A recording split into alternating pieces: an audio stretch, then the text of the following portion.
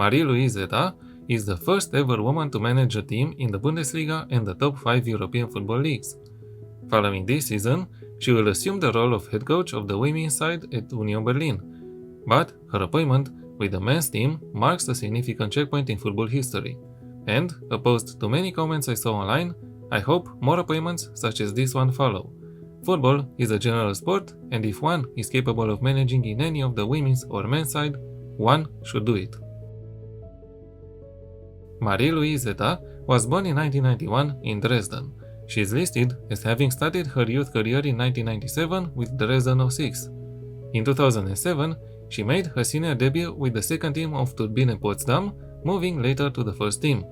In 2011, Eta transferred to Hamburg SV, where she was initially supposed to play for the first team for 2 years.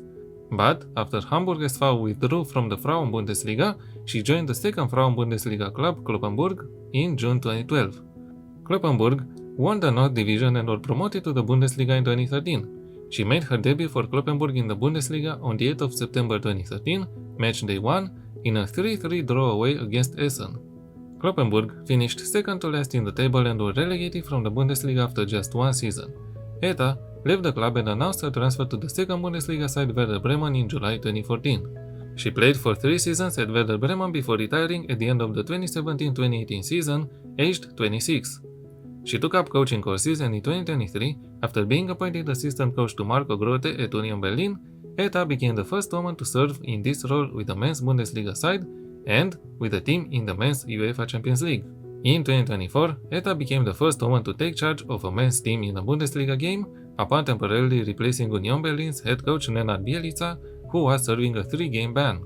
In April 2026, after Union Berlin sacked Stefan Baumgart, Eta was appointed as interim coach with the objective of steering the club away from the relegation zone by the end of the season.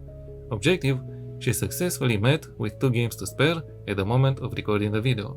I know, it's easy to see her coaching career through the lens of first ever woman to do something in men's football, but I don't think this gives her enough credit.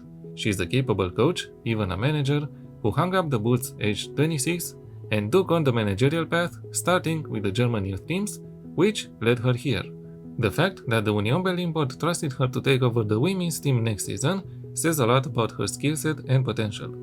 She's a believer in calmness and control when it comes to playing style. Her tactics are all about controlling the rhythm of a game, even when out of possession. Her style of play, what would be seen at German women's youth teams and Union Berlin U19 side, shows the preference for a system consisting of discipline, structure, and an organized pressing. She's a believer of a flexible setup, a team that can operate flawlessly with or without a ball. When out of possession, her team deploys the double pivot and presses the opponents to play the ball in the middle. During attacks, she prefers an organized build-up play through passes and midfield channels. The early days saw her focus on an old-school German style, a tactic which was visible in her approach even during her time with the German U17 women's team. Her preferred formation back then was the 4-3-3, a structured unit with a high-pressing mindset, building from the back, a short passing game, vertical play to keep long-term possession, and encouraging fullbacks to run into scoring areas. But, at Union Berlin, Eta's style of play became context-driven and more situational. In 2025, the women's team of the club played like a compact defensive unit, contrasting her previous tactical philosophy of high pressing in the midfield. For the first time, she started adapting a back 3, transitioning her side to a 3-5-2 formation. Her team prefers to stay in the zone of mid-block while organizing direct play. Her tactics are more direct, fast, and results-oriented, in which attackers also drop deep to help in defending. And this is the tactical system I tried to implement in my Building a Nation save in Romania with FCSB, a 3-5-2 formation with a sweeper keeper on support duty. The role and duty are important as we need the goalkeeper to become a passing option when we are in possession and to cover the area when we are defending. The back 3 is made of 2 ball-playing defenders on defend and a central defender on defend. We need the lateral center-backs to recycle the ball and help avoid the opposition's pressing, while the remaining center-back maintains the defensive shape and covers for counterattacks. The wingbacks are 2 wingbacks on attack duty. I usually don't use 2 similar roles, but this time I did it in order to preserve our formation shape. The wingbacks are important as we need them to give the formation width and to attack from the flanks.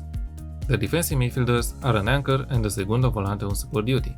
If the roles are too rigid, as they might be in the game, you could change them for a defensive midfielder on support or defend, and the segundo volante on attack, to make the midfield more flexible. The segundo volante is asked to shoot less often, get further forward, and move into channels. The center midfielder on support is the passing hub of the team, and he's asked to get further forward, roam from position, and close down more.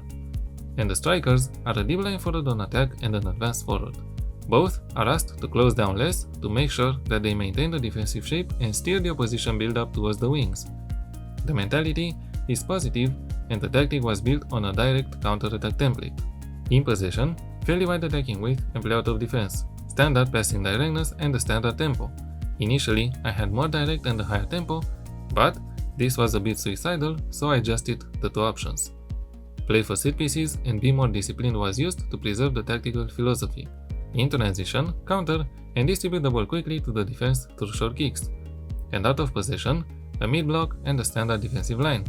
Trigger presses more often, and we trap the opposition outside to maintain a compact defensive shape. I must admit, this tactic does not seem to be a good one for a very good team. If you are a Union Berlin side, this tactic might be suitable. But for my team, which is expected to win the league title, it was a bit difficult to bring the season to a successful end. My player recruitment might have also had something to do with the results though, as I brought in and used a lot of young players. Having said this, we finished third in the league, and domestically, we could have done better. On the continental stage though, we have reached our goal and qualified to the UEFA Champions League phase, and even obtained good results against teams closer to our level. Marie-Louise Eta is a pioneer, but most of all, she's a football manager and must be respected and judged only based on her skill set.